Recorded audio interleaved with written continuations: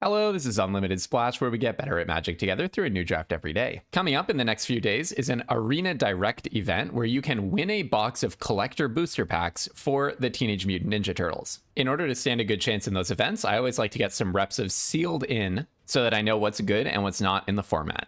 So that's what we're doing today, and my hope is that you will come out of this event in a better position to win some packs in the Arena Direct. Let's go, let's see what we open. This format has a reputation for being a very bomby format, so I think you're really hoping to open good rares. Agent Bishop is a great one. At the beginning of combat on your turn, put a +1/+1 counter on each of up to 2 target creatures. This is a ridiculously efficient little creature. Prehistoric Pet, I think, is a disappointing one to get 2 of. So this is a 1/2 for 1, which is a little bit evasive, so I guess that's good for sneak, and you can bounce a creature you control to your owner's hand to get an ETB again, I guess. Leonardo Cutting Edge is a very powerful one, a 1/1 lifelink. When you gain life, put a +1/+1 counter on it. And then Raph and Leo is one of these, you can get an extra combat phase type of effects. It's powerful, but it does take a lot of setup. Splinter's Technique is, I think, not good. Armageddon's very hard to cast, but very powerful if you do cast it. And then Mondo Gecko is a really fun one, but I'm not sure that it has the kind of power and usability that we're looking for. So I'm really hoping to get good white, especially, I think, with those rares.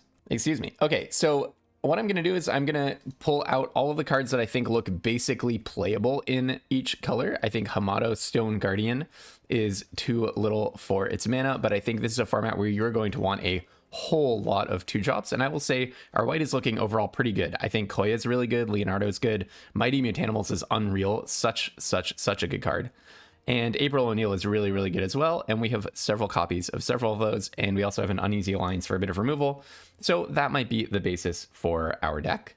I'll just stack up all the white cards and we'll move on to blue. In blue, we have a lot of filler, some random O3s, although I do love the art on this guy.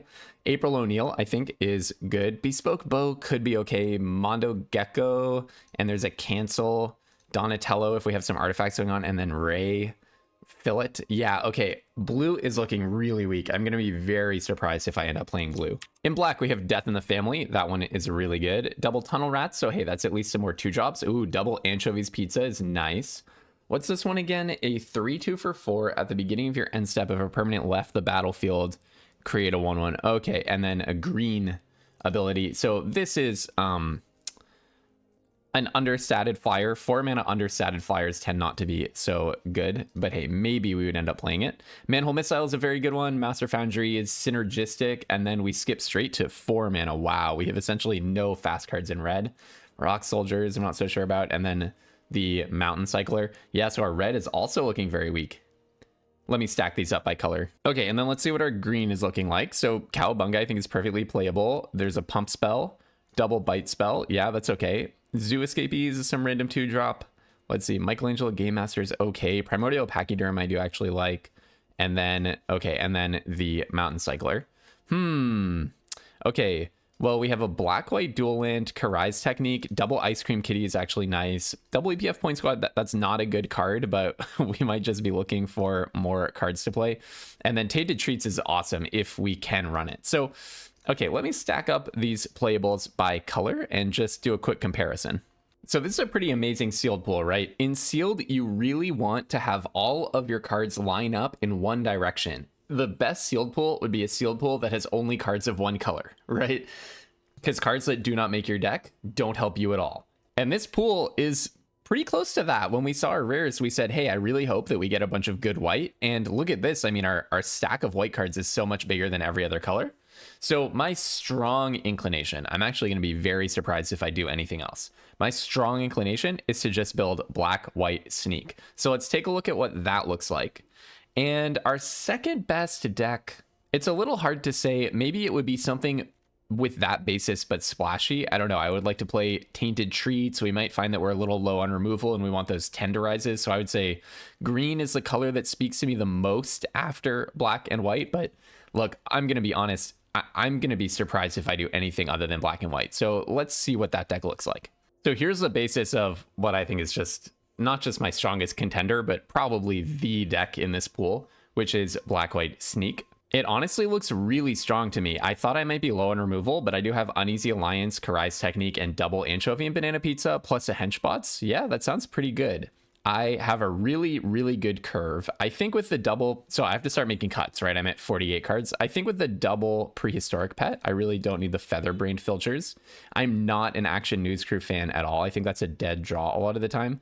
Paramecia Complex is fine. I mean, it can bring you, if you have bombs like Armageddon, Mighty Mutanimals, that kind of thing, it can bring those back for you. So I'm pretty inclined to play those.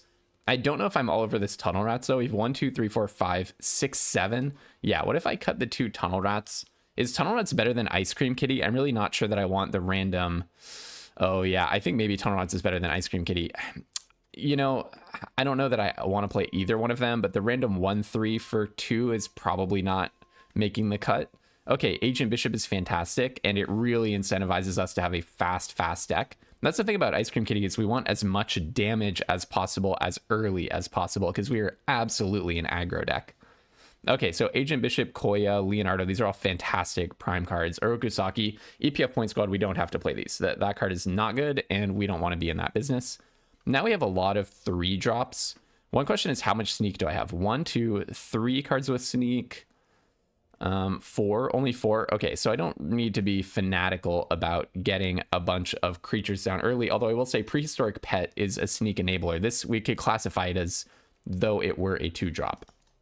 Now the question is, I mean, Armageddon is awesome, but 8 mana is so much mana. Is it better to play Armageddon, which is a very good card, but very hard to cast, or something like Henchbots? A weaker card that's very easy to cast. Well, look, this is all about learning, so I'm going to go with Armageddon. It is a little awkward in the aggro deck. I mean, otherwise I might cut this, play Henchbots, and play 16 lands and get to play 1 more card. But I'm really curious about how this works, right? We're trying to learn here, so let's see how hard it is to cast an 8-mana bomb in this format, and whether it's too inconsistent with my aggro game plan. And I'm going to be honest with you, this deck looks really good to me. It has, especially if you bin together the 1-drops and the 2-drops, it has a great curve. It has some really, really top bombs like Agent Bishop and Mighty Mutanimals. It has a good removal package. It's really aggressive, really straightforward game plan. And some pretty nice, some okay synergies, at least. Some okay synergies. All right. I'm at least going to build one other deck just for comparison really quickly, but I'm going to be really surprised if we can find anything as good as this in our pool. Okay, I kind of gave up. I thought, like, what are the most likely things that I would want to do? What am I sad that I'm not playing? I mean, Mondo Gecko, sure, but I don't think it's actually such an incredible card. The Manhole Missiles, maybe, but I have pretty good removal. And other than that, it's just all these green cards, especially like Tainted Treats. I mean, not really all these green cards, though. That's the thing. Like, maybe I would like to play some Tenderizes and the Tainted Treats. That's kind of it. And I don't think that's worth a splash very clearly. So, yeah. I'm just going to go for that black-white deck.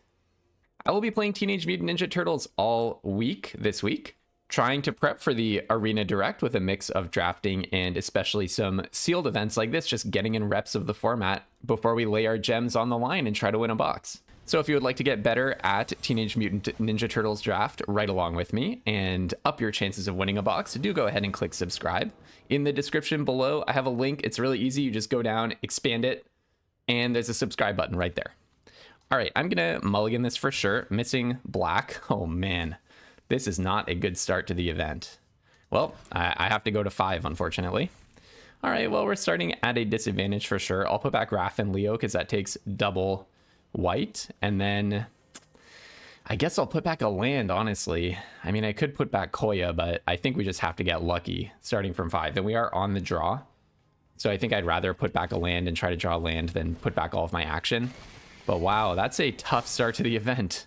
And the opponent starts with a turn 1 Dream Beavers scrying to the top. Yeah, we are definitely starting in a bit of a disadvantage here. They also have a Prehistoric Pet. I don't think this card is any good. I'm mainly playing it as a sneaker, a sneak card.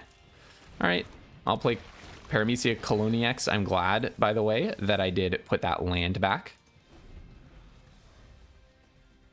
Yeah, I'm feeling, wow, Death in the Family. I would not have spent a Death in the Family on that, to be honest. That's a very aggressive use of removal. Okay, so I could, let's see, this is interesting. I could attack with my prehistoric pet, but they can actually block it, and there's absolutely no reason for them not to block it. What I'm going to do, even though this is better as a sneak card by a lot, what I'm going to do is play Orokusaki, and then the idea is maybe they'll hold back one blocker, and I'm going to flicker it with Koya to try to get some value. So usually in sealed, in such a bomby format especially, you do want to save your removal for really good threats. Okay, I guess we got punished there. Well, I'll go ahead and play Leonardo. I still can't sneak it. These prehistoric pets are really preventing each other from being useful. You know what? Honestly, I think I actually do play the land. Yeah, so usually you don't want to just spend your removal on whatever random commons and uncommons the opponent presents in a bomby format like this. You would much rather be saving them for bombs like Leonardo's. But what can I say? The opponent's just absolutely crushing me. Maybe if I had those extra 2 cards, though, I'd be in a better position. Another scry to the top. Yeah, we are in big trouble. We are in big, big, big trouble. Okay. What can I even do here? There's really not much to do, right? So we have 4 or 5. So I can always bounce Koya when I get up to 6 mana.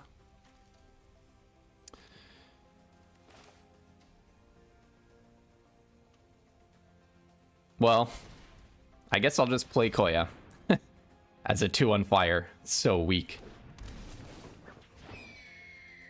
I really don't care to exile anything. And then I'll go ahead and attack with Leonardo.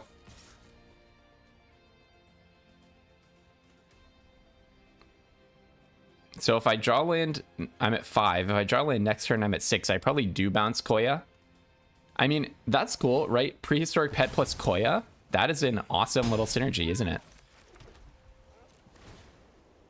That is a really nice synergy. So you can just keep bouncing Koya and exiling stuff. Yeah, that's pretty good. That's pretty good.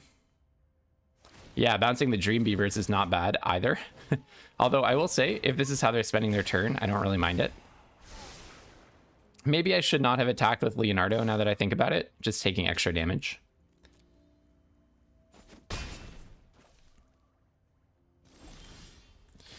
Wow. My deck is not cooperating today. Okay, well, I think I do just bounce Koya. And just in case I draw land. Although, this means I cannot even block their Leonardo. This is so bad. This is so bad. Yeah, I think this is my main out, though. My main hope is just to be able to cast Koya. They seem pretty stuck. I don't know if they're playing 3 colors or everything in their hand costs 5. Destroy target creature. Okay. Oh, that's a lot of damage on me. All right, well, hey, we hit the 7th land for Koya. I guess that's a good thing. All right, I'm going to get rid of Leonardo. Well, hey, bouncing Koya was a nice idea. I don't think I can attack. And I will go ahead and pay the 4. Goodbye, Leonardo. And now Prehistoric Pet plus Koya. The engine is online. Every 2 turns, I can exile 1 creature. So that's kind of cool. Hey, you know, what came out of this Mull to 5 and then getting flooded was a little synergy. We learned a little synergy.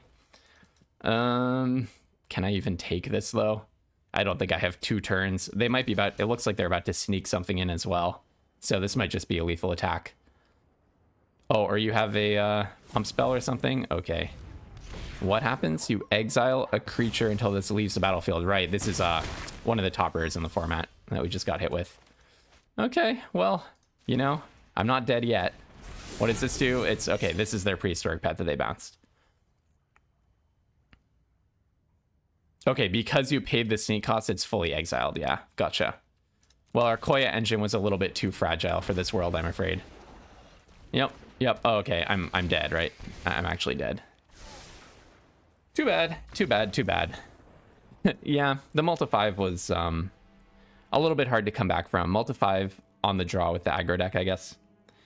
I don't know. Is there something I can do to make my deck win from a situation like that? Oh my goodness. Why is my Death in the Family in the sideboard? Okay, good thing I looked. That was a pure mistake. If you were wondering why I left that in the sideboard, 100% that was a mistake.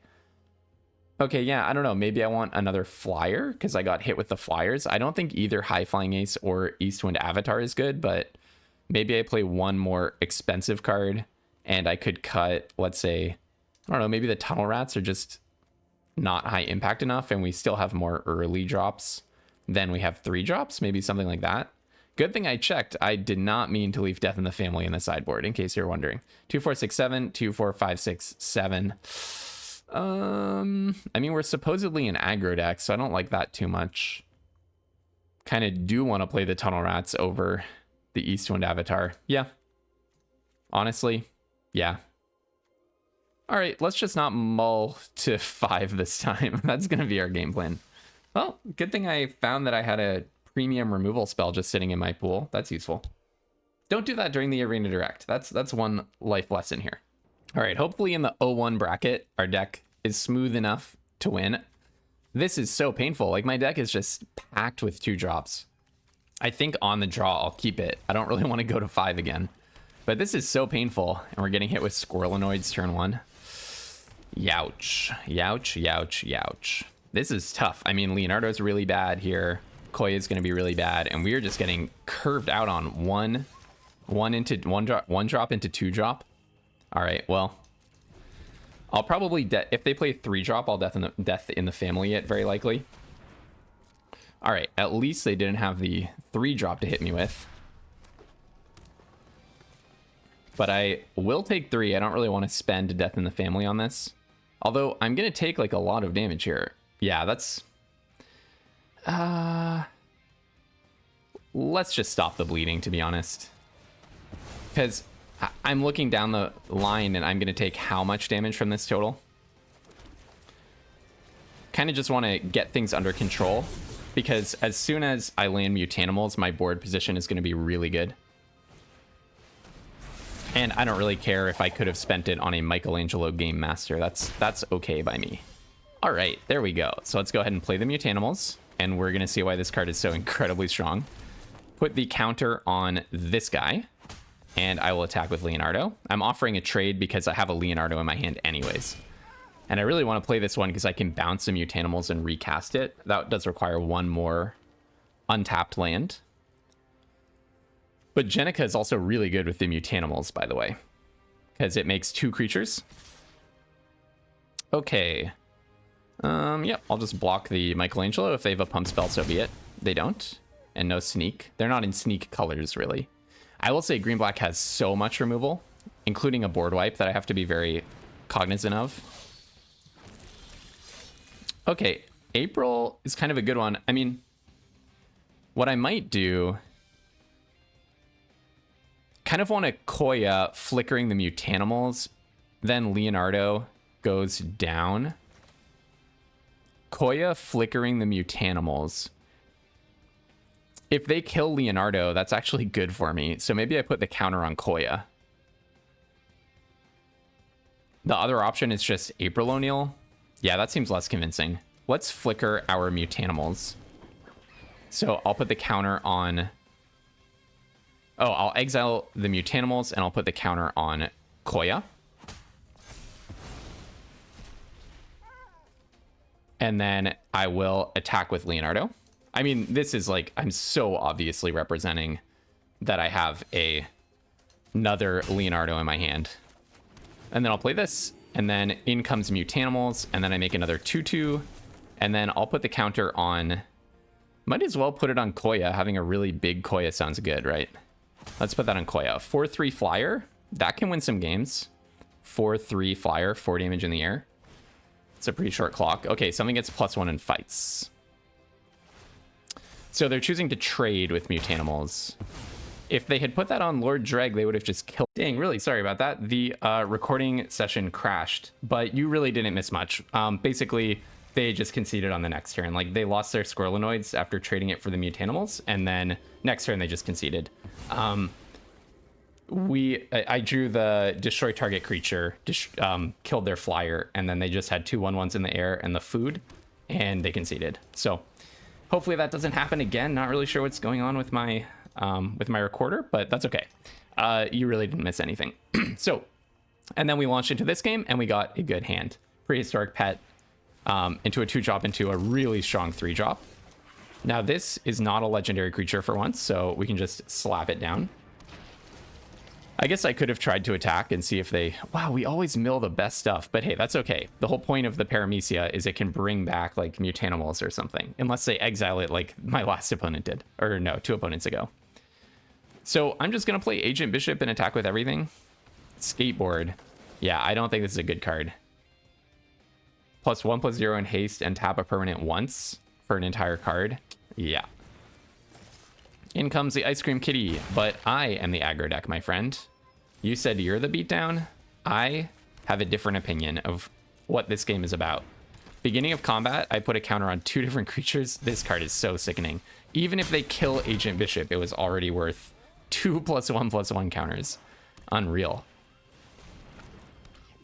Okay, so they do have a removal spell for it. I guess I could have tried slow rolling it. And, you know, pushing out something else first, but I think I'm happy with how that went. All right, so probably attack with just the Coloniax. It's only when it dies that you can bring something back. Okay, even though this card, this loses me a +1/+1 counter, I am going to go ahead and just sneak this guy in, because I think he's so good. Prehistoric Pet is not legendary, so I can go ahead and play this. I do have to be aware that there's a mythic board wipe in their colors. I guess I should have played the Prehistoric Pet before combat, actually, now that I think about that. Should have played the Prehistoric Pet before combat. Now if they play one big creature, I'm kind of concerned. I feel very much like I'm running out of gas, and I am wary of their mythic board wipe potential, and their Ice Cream Kitty definitely does give them a lot of juice, right? They could just draw a bunch of cards. But only as a sorcery. They can't like block and then sack something to draw. Yeah, sacking the skateboard makes sense. Can you do that? An artifact? Or no, it has to be a creature or a token. Okay, putting that on the Zoo Escapees definitely makes sense to me. Oh, nice. So I think I probably actually do spend this. It's not really what I want to be spending damage on, but it really helps me push damage here, doesn't it? What other options do I have? I guess I don't really care about the Zoo Escapees, do I? Any 2-power creature is going to be able to block Leonardo. So I'm not really playing a game where... Oh, you know what I can do? Now, this is pretty interesting. I can attack with everything. They declare blockers on Leonardo. Okay, we're getting into some real tech here. This is what these practice sessions are all about.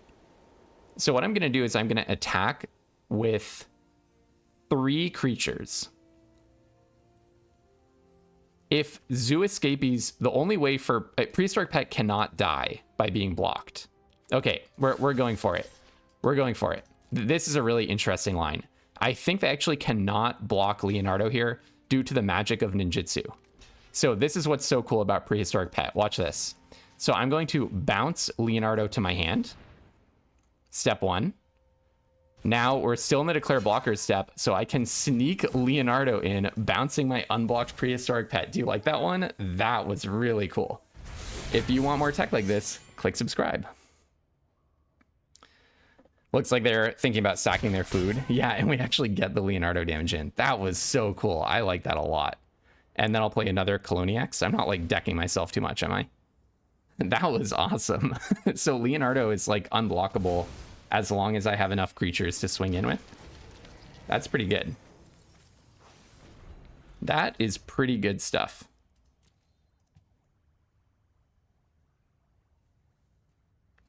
All right, let's see what they've got. Let us see what they've got. I mean, it could be a lot. They could literally go land board wipe. They really could. They really could. That's the sad part about all of this. If they ever do kill a Coloniax, Paramecia Coloniax, if they ever do kill one, I can actually bounce Mutanimals. Or put Mutanimals on top. So that would be really good for me. Looks like they might play their last card. No, okay. All right, so I'll definitely play the land here. And then I don't think I can run the same exact trick. What I can do is I can kill their Orokusaki, and then I can run the same exact trick, right? No, because I actually am short 1 land.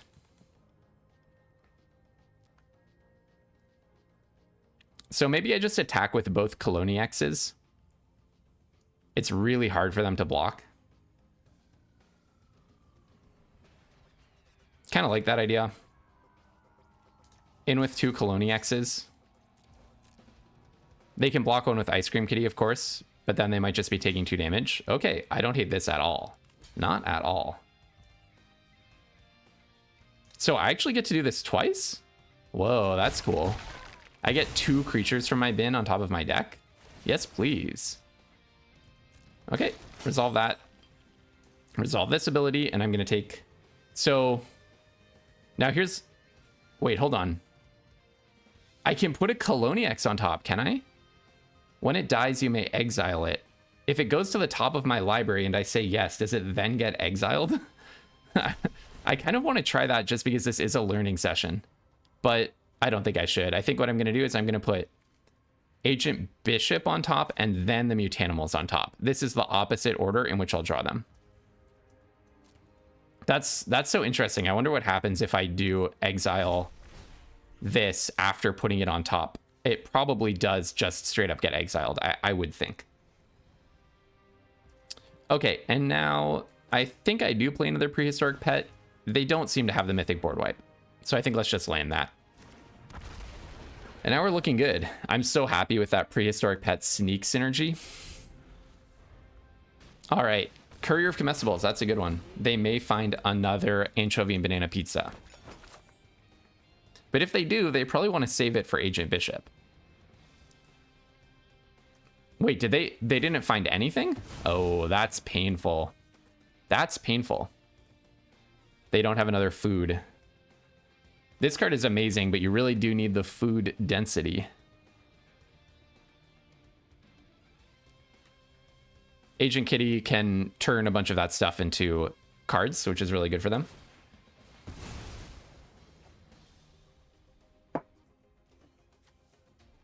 And then skateboard on something. Yeah, makes sense. Makes sense.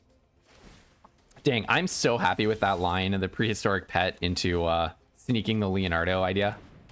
All right, down comes the Mutanimals. Let us put a counter on. Oh, maybe Prehistoric Pet, making it really hard to block. Let's put it on Leonardo, making him pretty unkillable. So then I'm going to go in with Leonardo and Prehistoric Pet. Then do I just bounce the Mighty Mutanimals? Kind of like the idea of just continually recasting it.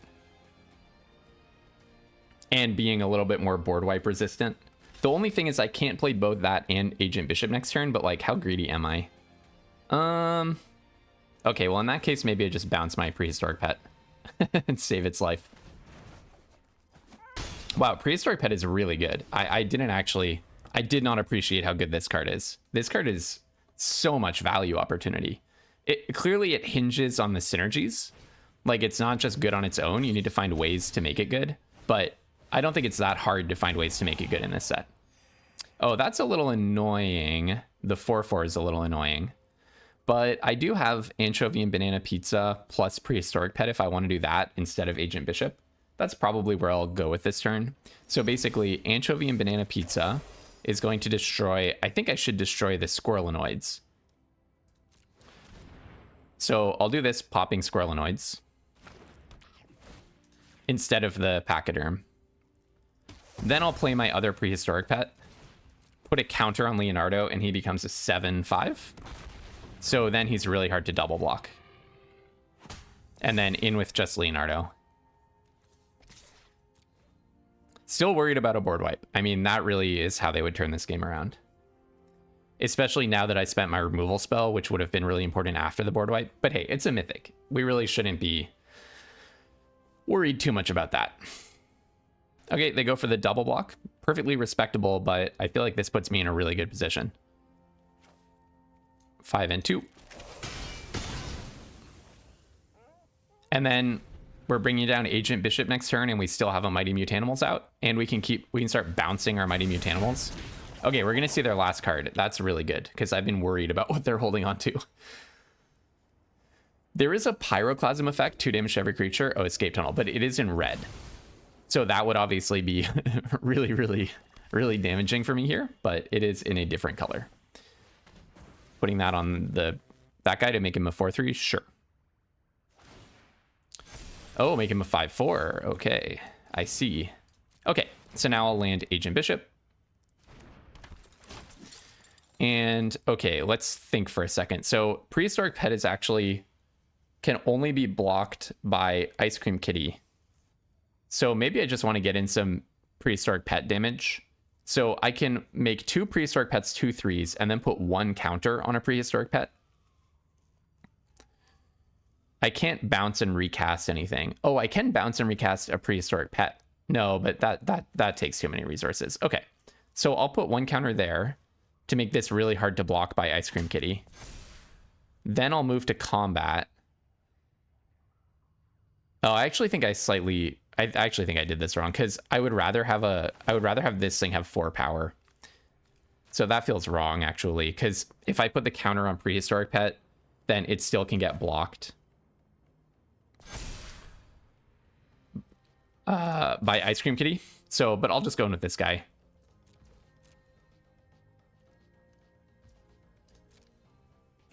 Yeah, pretty weak play. I definitely misplayed there. I was supposed to put I was supposed to put the Agent Bishop counter on this guy and just attack with a 4/4, I think, because it's still really hard for them to block. If they want to block it with Michelangelo, it doesn't matter much to me. But yeah, I mean, my aggro deck, it's much slower than I wish it were. Maybe I wonder if there's a way to put a little bit more power in at like the 4 mana. Oh, Tenderize off the top is a good one. A really good one for them. Holy smokes. Yeah, that's pretty brutal. Tenderize off the top. Okay. Well, this format is absolutely full of 1-for-1 removal. That's one thing I've learned about it. It is absolutely packed with 1-for-1 removal. This move I'm having a little trouble understanding because they just made this Prehistoric Pet unblockable. Like literally unblockable. So I'm not sure what the idea was there. I actually just get a full extra unblockable damage. I will say the Paramecia Coloniexes, which I thought were like pretty mediocre filler cards, they were so important in this game. They milled, well, I guess they milled my best cards and then they got them back. So I'm kind of thanking them for giving me back things that they took away from me. I guess maybe I should have kept back a Prehistoric Pet to bounce some Mutanimals. It's maybe worth more damage. Oh, what am I attacking with this? No. It's all good. It's all good. Never mind. Yes, it's okay to attack with this Prehistoric Pet. It cannot be blocked by the 4/4. It's a little confusing. Creatures with a greater power. Yep. Cannot block it. All right. So we at least get to trade with Michelangelo. Feel good about that. But yeah, maybe I should have actually bounced the Mighty Mutanimals in case of board wipe. It's kind of like, how do I lose in this situation? Oh yeah, the Ice Cream Kitty can also gain them some life. So they're actually at 6 HP right now. That is something worth knowing. Hopefully I draw a creature. Oh, that's a good one. Well, I'm just going to run this out. There's no reason to hold back on this one. Okay, so I will put a counter on this guy. And I guess I could put a counter on Mighty Mutanimals and attack with that.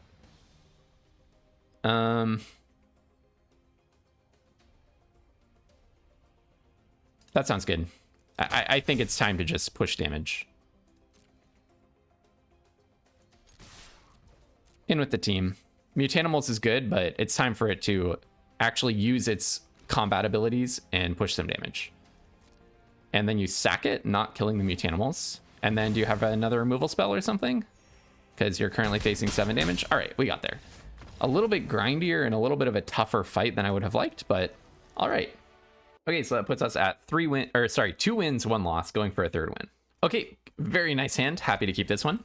So this type of event does have an extremely punishing reward structure, by the way. It turns out I need to get 6 wins, I think, in order to even make my gems back, which is part of why I really prefer to be doing the pick 2 drafts. Okay, here I'm going to... I only want 1 Leonardo because it is a legendary creature, but I definitely do think I want 1 Leonardo. So one thing I could do next turn is attack with April O'Neil. I highly doubt they're going to trade. So in with April O'Neil. Flash in a Leonardo. Or flash in an Oroku Saki. and then play... Oh, no, sorry. Flash in a Leonardo and then play the other Leonardo is what I'm thinking. So sneak this guy in. You know, I actually should have played the other Leonardo pre-combat. That's a mistake by me, because this is only a 1-1. Oh, no, you know what I do is I just replay April O'Neil and get another 2 scry. So that's really good, right? I don't think I want the tap land. Do I want Prehistoric Pet? That kind of goes nicely with everything else, right? That kind of goes nicely. Just one more creature to just put down there. Yeah, pretty good. So now probably I play Agent Bishop, and then I'm going to try to flash in this Leonardo. Maybe I can flash it in on April O'Neil. They'll probably make this a 3-2, I'm guessing. Yeah, because they're just facing so much stats. It does make April O'Neil really hard to block, though. All right, so Agent Bishop comes down. I will go to attacks, put a counter on each of these, in with both. A little awkward to have the counter on April O'Neil, but I think making her hard to block is actually worth it. Are you just going to chump with the Zoo Escapees? That would be really interesting.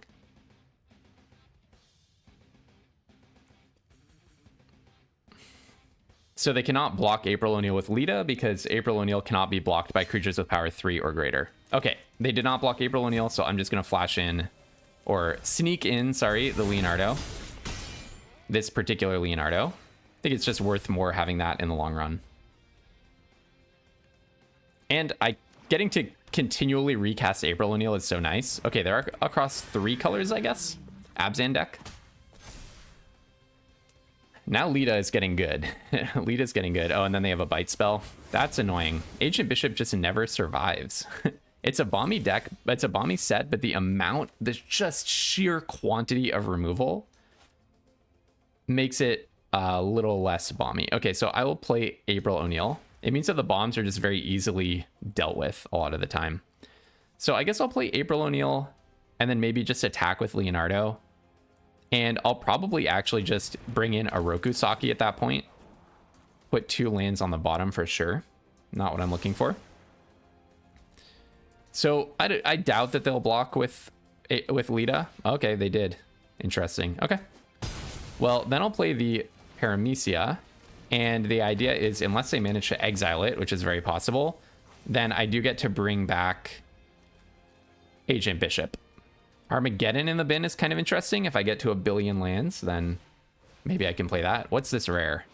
When you attack, put a +1/+1 counter on target attacking creature. Okay. So I'm just gonna not block it, right? I'm the beatdown. I don't really see why I should block it. Sure. Okay, I can take the damage. That's fine.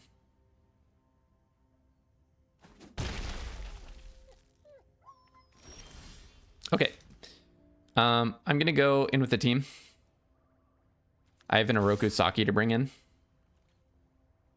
Okay. Okay. Oh, I accidentally passed through bringing in my Oroku Saki. That was a mistake.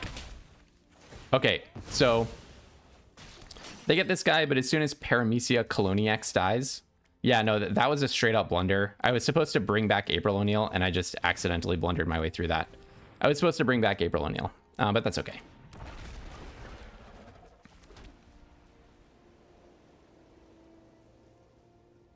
I don't really want to play the Oroku Saki.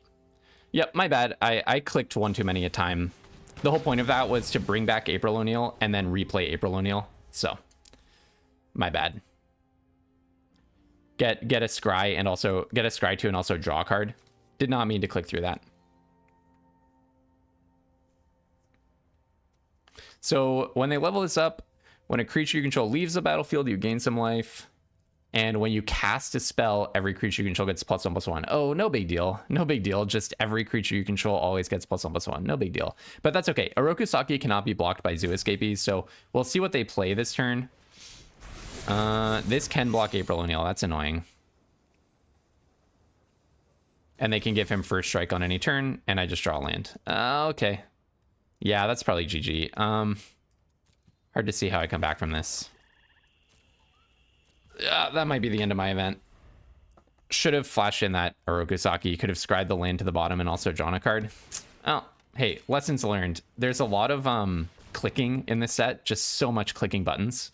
because of sneak, which I don't hate. And then another land. Awesome. So good. I don't actually hate all the clicking. Or I don't hate sneak, I mean, but I do hate all the clicking. And I'm constantly clicking through triggers that I shouldn't. So definitely a lesson learned. Definitely a lesson learned. Yep. So this is really bad for me. Really, really, really bad for me.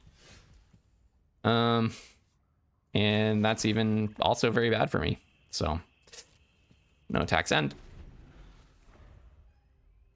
So the one thing that I can do now, which is giving me hope, is as soon as Paramecia Coloniax dies, I can put the 8 mana creature on top of my deck and I can actually cast it and destroy 3 target creatures.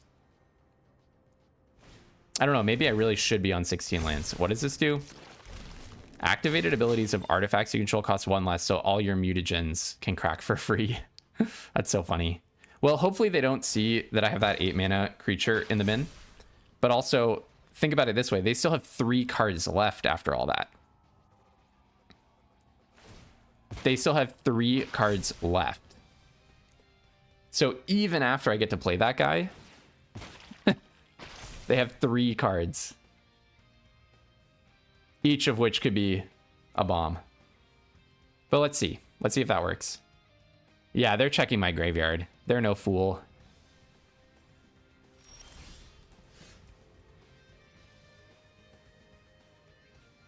Okay, I kind of want to go Anchovy and Banana Pizza.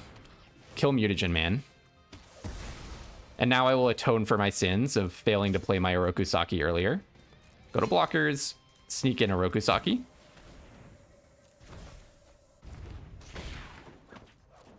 Get a damage in. Draw a card. Oh no, not April O'Neil.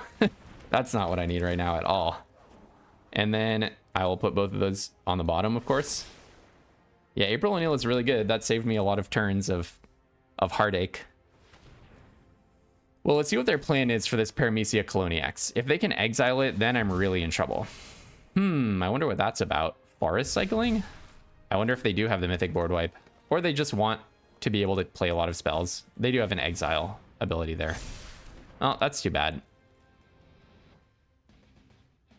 Now, if they do attack with both... Oh, you know what? Maybe I should have Anchovy and Banana Pizza'd my own Paramecia Coloniax. That's kind of a good idea. Maybe that's what I should have done.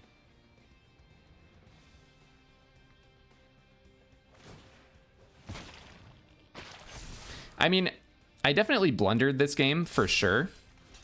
But being real, I don't know how much it would have mattered. I'm feeling very, very outclassed here. I guess let's attack first. No. That was a mistake. I should have scryed first. Ugh. Misplay after misplay. Holy smokes. All right. Play this guy. April O'Neil. So, Koya is a really good one. Koya is a really good one because my out here is don't die next turn and then sneak through some damage. Just try sneaking through a bunch of damage. So, yep. I just need to sacrifice my food and chump block something. So if I can sneak through some Orokusaki damage, I could get there. Okay, so they're going to exile the Paramecia? Interesting. That's an interesting use of their turn.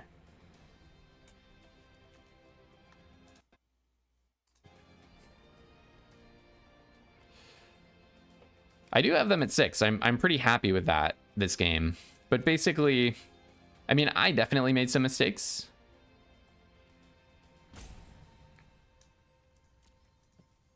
I guess I could have kept that Leonardo around to try to crack this pizza, but the reason that I hurled all of my creatures in that turn was so that I could play Orokusaki and recast April O'Neil, which is worth a lot of value, and then I just didn't do that.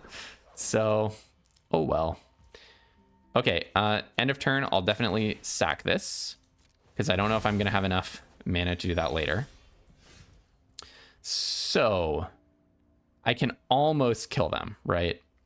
I play Koya, I can exile their 1/1, and April O'Neil becomes unblockable. But I can also exile, let's see, if I exile a 7/7, untap 1 or 2 target attacking creatures. Okay, I have to really properly think about this. Yeah, so basically, if I play Koya and I exile a big creature, the 1/1 can block Orokusaki, and the other big creature that I don't exile can block Raph and Leo. I untap April O'Neil and she gets in twice, putting them to 2. And then they are actually dead to Koya next turn, but I've kind of lost all my gas. Another option is exile the 1/1 and just attack with April O'Neil. And then next turn, attacking with Raph and Leo, I have April plus Koya, which is like double lethal. I think the other option is just go for value. Attack with April. Make them block with the 1/1 essentially. And then I exile one of their big creatures. And then I think I'm playing the value game. I think the value game is better here. Like, let's just ask you to sack your 1/1 essentially. I don't have a lethal attack. So let's go for value. I don't know what's in their hand. It's not lands. So that's definitely confusing to me. But I also don't think it's like a board wipe or anything sickening like that.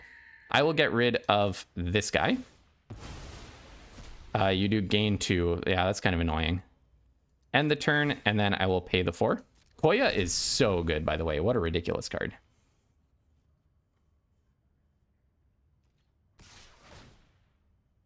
All right, I don't even have to think about this one. I'll just take it. There's no instant speed double strike to my knowledge. Okay, they did have the mythic board wipe. I mean, yeah, there's just not much to do about that. Their pool is pretty grotesque.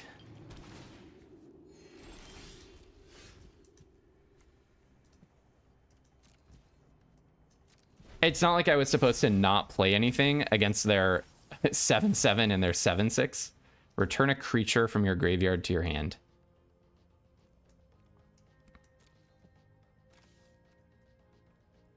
It's not like I was supposed to hold back there. They've clearly been holding that mythic board wipe for a very long time. And this is really one of the best cards in the set. So is Agent Bishop, but they managed to get rid of that like immediately. So you make 1 zillion mutagens. Okay. If they only play 1 creature here, I do have spot removal that can get rid of it.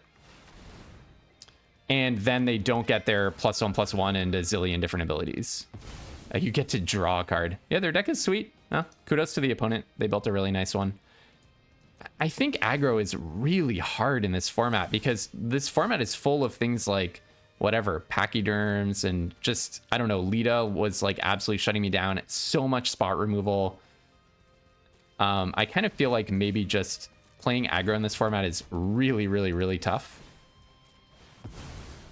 I've obviously lost, but I'm not just going to concede here.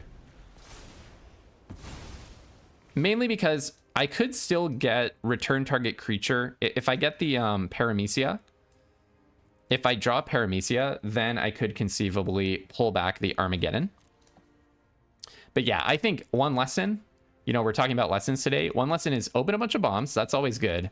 But then in this format, like playing 3 colors is not that bad, I don't think, because the aggro decks feel hard to put together. They feel a little bit weak. Like, I'm sure that my deck, with how it's playing out, would not win a box. Their deck feels like it totally could win a box. So I think you want to be looking at a deck that's a lot more like my opponent's with just so much value, so many bombs, so many top cards. And then you just fill it with like little bits of filler like Zoo Escapees. I mean, they don't even have that much filler. Every card is really good in their deck. So obviously opening a very powerful pool is useful. Okay, Mona Lisa, that's filler. That and the... Basically, they're just playing enough 2-drops and enough 3-drops to not get run over by a deck like mine. And then they have like massive amounts, massive amounts of value compared to me. Okay, we've seen enough. I'm not going to be winning this one. But hey, we learned. Kudos to the opponent. Really sweet deck. Just put all your abs and bombs in one deck. That's a nice way to win. I really feel like my deck needs to be just a little bit more powerful. I don't really know how to do that, but it feels like my deck is just falling short. Okay, maybe I'll play Action News Crew instead of the Rats, because it gives me the +1/+1 counter on everything mode. I don't know. Do I want to just try to be a tiny bit faster? I mean, we almost managed to sneak in lethal with Raph and Leo. Raph and Leo plus Koya. We actually came way closer than we should have in that game to sneaking in lethal. I think basically, yeah, I just don't have any pull into green. If I had like a mythic bomb like they do, then I would be all over playing green, but I don't think that's in my pool. Okay, but hey, we're learning. We're learning. All right, we're 2-2. Really hoping to get a third win, but again, mana problems. Oof. Yeah, okay, it happens. Terrible hand. This is a terrible hand. My deck is packed with 1-drops and 2-drops, but I just never am able to draw them. I think Koi is not so good here. I mean, I guess it's good if I get Mutanimals off, but honestly, with this hand, I'm kind of just fighting for my life. I need to draw a 2-drop and a Plains. I guess I don't need to draw a 2-drop, but like Leonardo is so bad if it's just alone on the battlefield. Oh, well, looks like that's what's going to happen. I mean, I guess if I can draw Plains and play Mutanimals, my mana's pretty good. I don't really feel like this should be happening this much. So, okay, I'll go with Leonardo, I guess, over the other Leonardo. Maybe this Leonardo is kind of nice because I could play Karai's Technique or Anchovy Pizza next turn, or Mighty Mutanimals. If one of them is going to get removed, though, I'd rather it be this Leonardo, and they do have Manhole Missile mana, that kind of thing, so maybe I'll just go with this Leonardo. Plus, this Leonardo is really easy to sneak in. Well, they both have a 1-mana sneak. That's the thing about the Leonardos. This guy has Menace, so nothing I can do about that. Okay, my opponent's stuck on lands, but so am I. Okay, no, they have Escape Tunnel anyways. Okay, can I get a Plains, please? Oh, man. Well, that does cycle for a Plains. Do I do it? Yeah, I really have to, right? I really have to. There's no option here. So I'll go ahead and get a Plains. I'll play it. Do I just stay defensive? Yeah, I don't really care about the 2 damage, do I? So I'll go ahead and play this Leonardo. No attacks and end. I mean, I like my hand, but the opponent has way more cards than I do, and they have a better position on the board right now. Slightly better. My position, I mean, my cards are very powerful, so my position could quickly improve. Master Foundry is such a dangerous one, though. It kills all of my good stuff. Yeah, I don't know if this event is looking so good for us, but we will fight on to the bitter end. I mean, Mighty Mutanimals can turn a game around. Hopefully I'm about to gain some life as well. In comes Leonardo. That's okay. That's okay. Take 2 damage. Don't mind that. Okay, hopefully I'm going to gain a whole bunch of life next turn. Well, 2 life. Hopefully I'll gain 2 life next turn. And the Mutanimals? No, are you serious? What did I say about Manhole Missile hitting my Leonardo? I just had a 6th sense about that. Yep. Tough stuff. This format is so packed with removal. I actually think they went over the top on removal compared to card advantage. It definitely leads to some boring situations. I think I'll put the counter on this 3-3, on this 2-2 actually. Make it a 3-3. In with Leonardo, because, I mean, I wouldn't hate bouncing Leonardo eventually, and also this can block their Leonardo. If they play a creature, I mean, yeah, I think I will just block their Leonardo pretty much no matter what. And we have some good removal in our hand. Sneaking out your Mighty Mutanimals is kind of nice, and just getting some more cast triggers. But it's hard to talk your way into attacking with the Mutanimals. I would snap a block if they offer the trade of Leonardo. They don't. Okay. So, let's see. I think I just play April. I don't think I really want to attack here. Next turn they can Mouser Foundry. Probably. That would be really bad.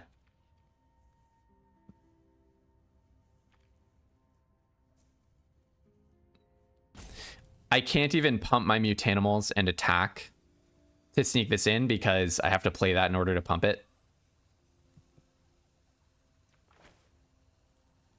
Okay, I guess I'll start with April because I don't want to play the Anchovy and Banana Pizza. I'll put a counter on, probably on April. Because this doesn't, putting a counter on the token doesn't even guarantee that it can profitably block Leonardo next turn. I do think Death in the Family is really good. I probably don't want to spend a draw on Prehistoric Pet. Actually, Prehistoric Pet's kind of good because I can bounce Leonardo. So maybe that is good. Okay, I can keep it like this. That's a good 2 draws. Play a land. And then maybe I just do attack with the 3/3, to be honest. Nah, I don't really want to. I'd rather trade that token than trade April. And I'm not just going to spend Karai's technique as spot removal. I'd rather use it as value engine. Bouncing April O'Neil and recasting it kind of thing.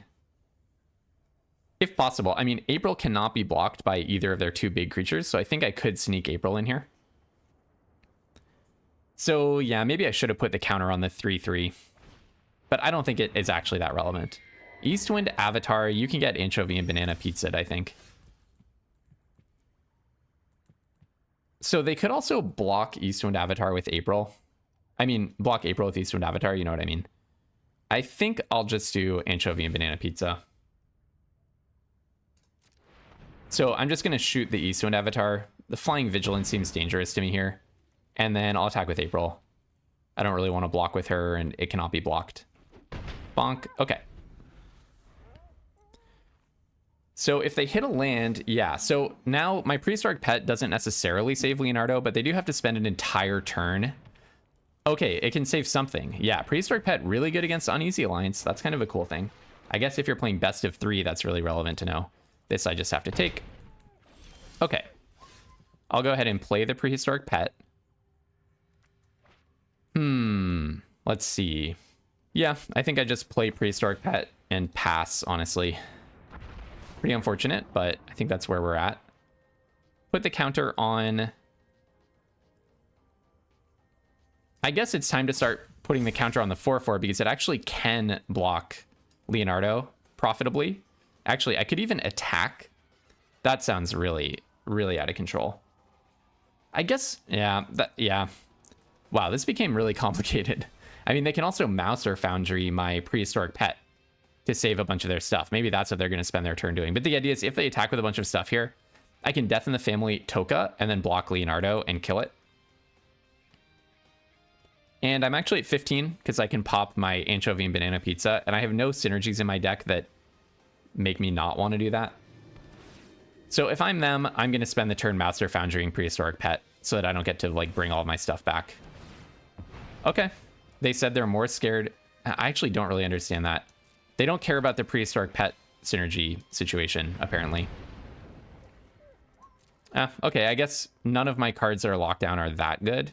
So I guess that makes sense. Okay. So, unfortunately, I can't do the thing that I was planning to do. But I still will exile that one and block this one. And make the trade. And then end of turn, I'll sack my pizza.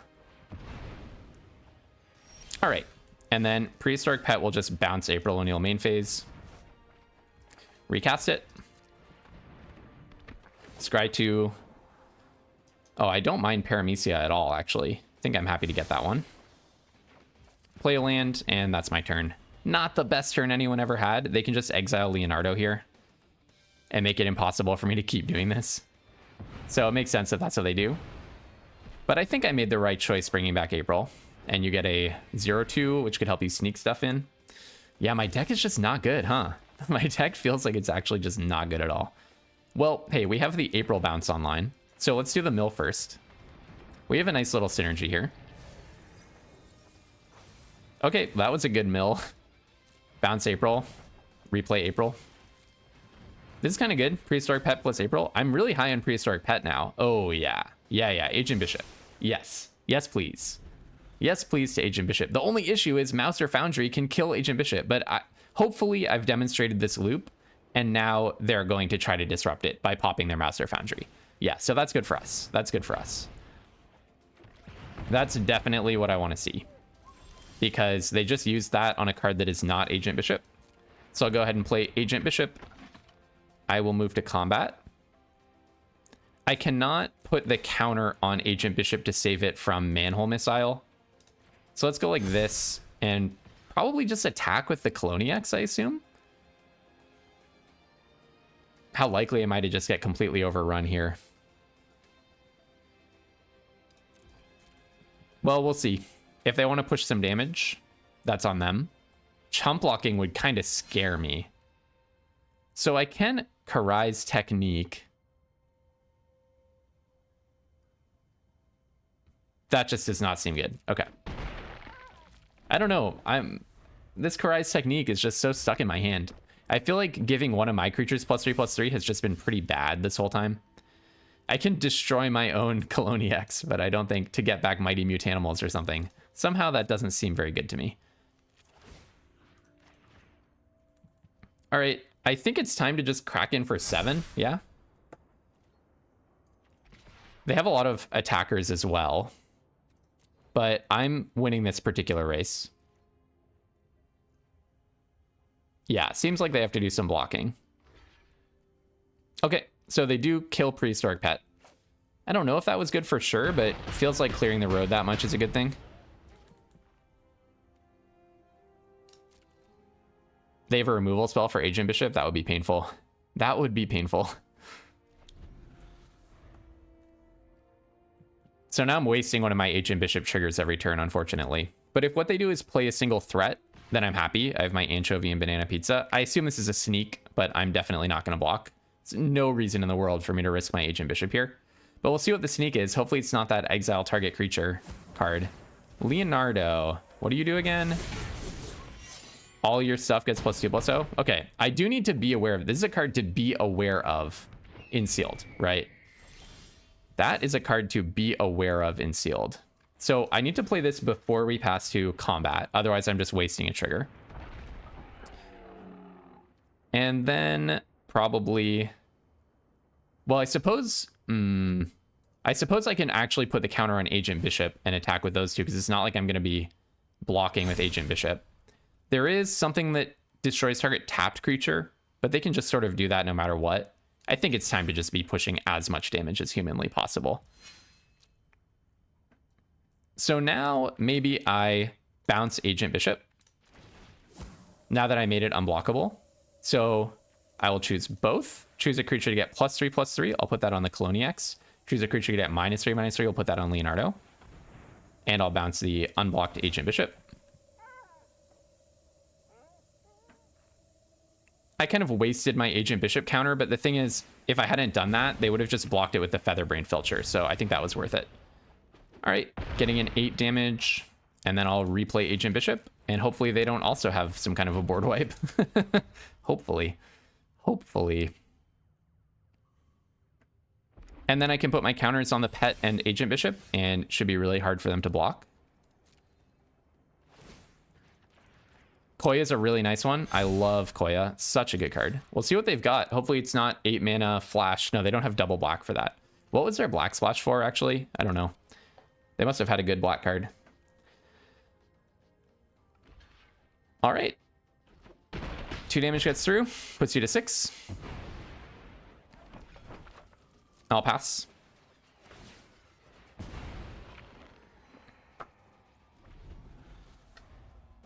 They're at 9. We have 9 damage on the field, so they have to represent something. Actually, we have 11 damage. Okay, I was wondering about this card. Yep, this is a card that I was thinking about earlier. 2 mana to destroy target tap creature. Okay, another data point on Armageddon. I'm feeling like that's not the best card ever printed. No way. Make your move. Okay, that's fine. That's fine. So I'm going to put back Mighty Mutanimals.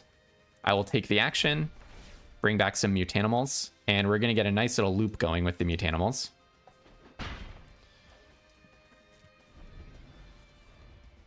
Okay, I think I'm about to be hopefully 3-2.